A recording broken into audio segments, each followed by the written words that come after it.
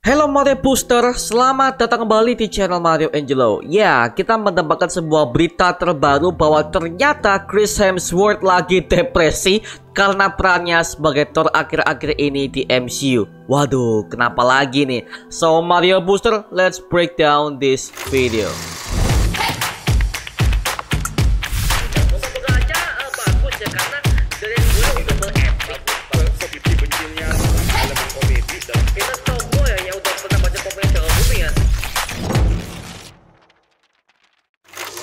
Nah, kemarin akhirnya Chris Hemsworth ini membuka sebuah suara di media VanityFair.com yang mengatakan kalau dia tuh sekarang tuh lagi depresi karena perannya sebagai Thor itu kok makin hari makin turun ya.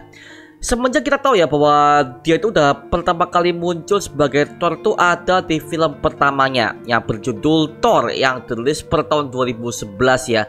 Yang dimana sampai sekarang itu adalah film MCU yang paling gua suka. Karena apa? Karena itu menggambarkan Thor yang awalnya dia adalah seorang pangeran Asgard, sampai akhirnya dia turun ke bumi karena dia udah dibuang oleh bapaknya dan dia disuruh untuk menjalankan bagaimana menjadi seorang manusia, ya kan, seperti itu. Dan itu adalah plot cerita yang sangat bagus banget, sangat dark pula, bahkan unsur komiknya juga masih serius banget. Makanya sampai sekarang tuh MCU fase-fase awal tuh adalah the best fase yang pernah gua tonton sebelum eranya Multiverse Saga jauh ya.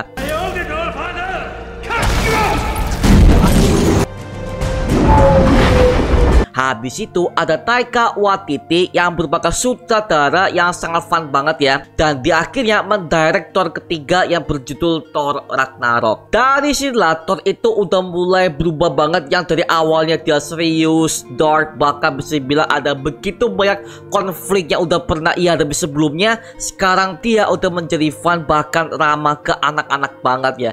Dan itu menurut gua berhasil dipicu karena memang naskahnya juga bagus banget dan jokesnya juga nggak berlebihan dan nggak terlalu lebay, karena kan kita bisa melihat Ragnarok yang mereka tampilkan itu adalah Ragnarok fencing jokes, yang dimana ketika mereka melihat bahwa Asgard itu udah mulai hancur, bahkan itu Surtur udah mulai menguasai satu planet ya, itu mereka tuh fine-fine aja. Itu gokil sih. Makanya gue bisa melihat konsep jokes yang dibuat oleh Taika Waititi saat itu memang murni dan juga enak banget buat tonton ya.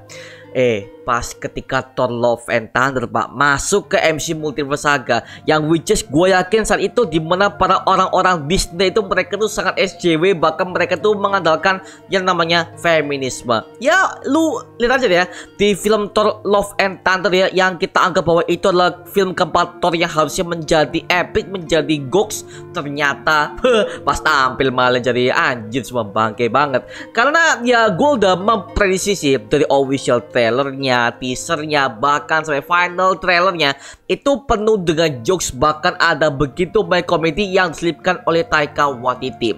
Hasilnya apa? Hasilnya justru malah downgrade banget. Ya oke lah, kalau itu buat film ke anak-anak sih gak masalah.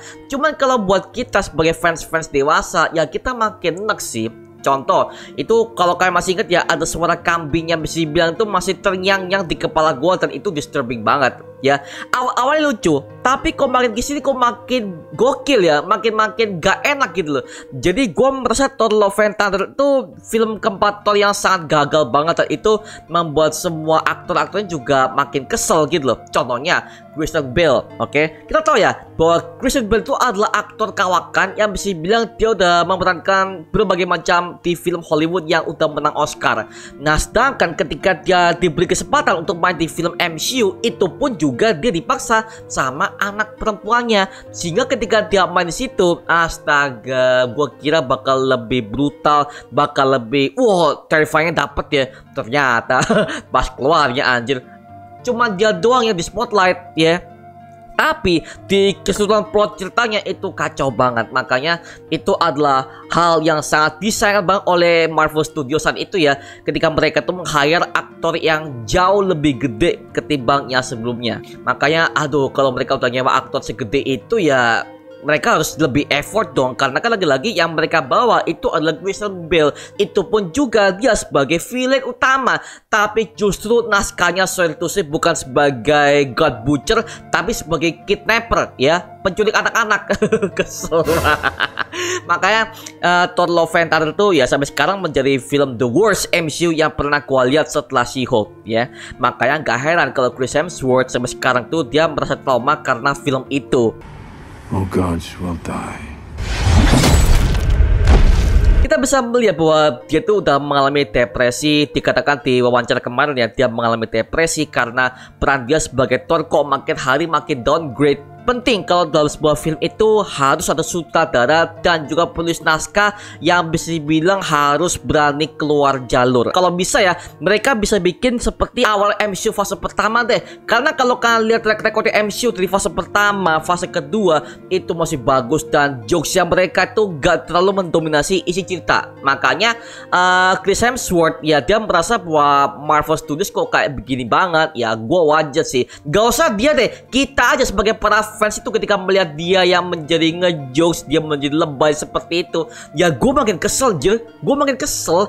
Karena ini bukan Thor yang gue tahu dari film Thor pertama, Thor kedua, Avengers 2. Ini bukan Thor yang gue tahu, bukan men. Makanya anjir ini sangat-sangat di downgrade, sangat-sangat diremehkan lah oleh si sutradara sendiri. Makanya kalau kalian bisa lihat di Thor kelima nanti sebagai the new project of Thor nanti ya, si Taika Waititi udah cabut dari Marvel Studios karena dia merasa udah gagal dan dia udah menerima berbagai macam kritikan dari para fans maupun juga para dari reviewer yang udah lebih profesional ya. Makanya dari situ kemungkinan Marvel ini akan meng-hire sutradara baru jauh lebih profesional dan juga akan lebih berfokus kepada lore-nya Thor yang akan melawan Hercules di next project nanti seperti itu. Tapi untuk unsur jokes dan juga unsur-unsur yang bisa dibilang terlalu hahihi ya, itu kemungkinan tidak akan diangkat lagi oleh Marvel Studios karena ya mungkin dari mereka ini udah menilai bahwa kemungkinan jokes itu tidak akan berlaku lagi di era sekarang karena lagi-lagi jokes yang mereka tawarkan itu adalah jokes versi scripted, yang dimana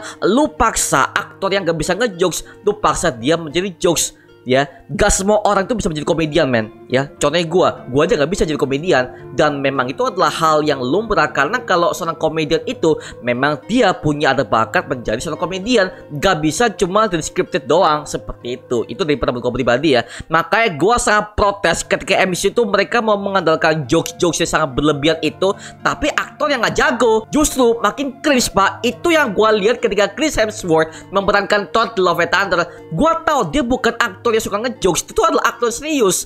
Tapi ketika dia berperan sebagai Thor yang suka ngejokes itu, mohon maaf men, wibawa dia sebagai God of Thunder itu hilang semua. Hilang pak, hilang. Bukan sebagai God of Thunder yang sangat brutal, sangat-sangat punya wibawa sebagai pemimpin ya. Bukan men, itu kayak sebagai badut yang cuman hilang arah. Itu yang gue rasakan pak. Makanya kemungkinan itulah yang berusaha mau diperbaiki oleh Chris Hemsworth agar supaya peran dia sebagai Thor dari MCU Multiverse Saga ini sampai di ending Avengers Secret Wars, dia akan memperbaiki itu dan mungkin dia akan berbincang-bincang dengan sutradara maupun dengan si Kevin Feige-nya sendiri ya, seperti itu. Mumpung dia adalah anggota Avengers senior dari awal MCU fase pertama sampai sekarang, dia masih bertahan cuy ya. Original Avengers ini sudah mulai bubar semua. Ada Captain America, Iron Man, Black Widow, semuanya mati semua pak. Semuanya udah nggak ada. Makanya cuman dia yang bertahan. Dan semoga aja dari Kevin Feige ini bisa mempertimbangkan kembali untuk bawa kembali Thor yang harusnya menjadi Thor yang sangat dark dan juga memang wibawanya dia sebagai Raja Asgard itu juga harus ada men. Mohon maaf ya, Thor Love and Thunder tuh sampai sekarang kalau misalkan ada yang tanya berapa review lu bisa cek aja di channel ini. Gue udah pernah review, gue udah pernah breakdown, gue udah pernah mengungkapkan hal-hal yang paling gue nggak suka di film keempat ini seperti itu. Bahkan kemarin ketika kita ngadain nobar di Surabaya aja, banyak banget dari kalian kok di Surabaya yang ngomong mengatakan bahwa ini film Thor keempat apa-apaan sih. Banyak banget, gak cuman kita, gak cuma para reviewer, kalian juga merasakan hal yang sama kan? Itu dia. Makanya inilah yang harus diperbaiki oleh pihak studio agar supaya MCU itu kalau bisa lebih dibikin kayak seperti fase pertama, ya bisa bilang mereka lebih fokus kepada ceritanya, gak ada SJW-nya, gak ada agendanya. Itulah MCU, pure superhero dan juga pure dengan storytelling yang bisa bilang lebih menekankan yang namanya cerita daripada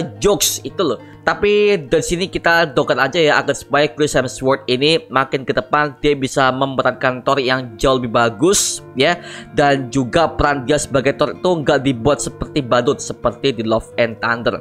Banner. Welcome, strongest Avenger. What? Nah, sekarang gua serahkan kepada kalian. Gimana pendapat kalian? Apakah kalian setuju kalau Thor itu akan kembali sebagai Thor yang ngejokes, atau justru kalian akan seperti kayak gua, di mana Thor itu harus kembali dengan seperti di film Thor pertama yang bisa bilang itu adalah Thor versi serius, bahkan semua ceritanya itu memang cerita yang sangat serius. Gimana pendapat kalian? Tulis aja di kolom komentar di bawah dan kita bisa diskusikan bareng seperti biasanya, oke? Itu aja mengenai video kali ini. Jangan lupa like, comment, dan subscribe untuk mendukung gua sama video mendidik dan menghibur kalian semua. Karena gua janji sebisa mungkin gua akan buat video seperti ini lagi untuk kalian semua. Dan jangan lupa untuk follow semua sosial media kita di Instagram, Twitter, TikTok, bahkan Spotify kita ya. Linknya untuk gua siapkan di kolom deskripsi di bawah. Karena situ kita juga update berbagai macam konten terbaru buat kalian semua. Dan kalau kalian ingin join bersama kita di grup komunitas, langsung aja join di grup kita namanya Mario Booster Official. Linknya untuk gue siapkan di kolom deskripsi di bawah. Dan juga terima kasih buat kalian yang telah bergabung ke membership community. Nama gue Mario Angelo dan sampai ketemu di video berikutnya. Adios semuanya. Wuhuu.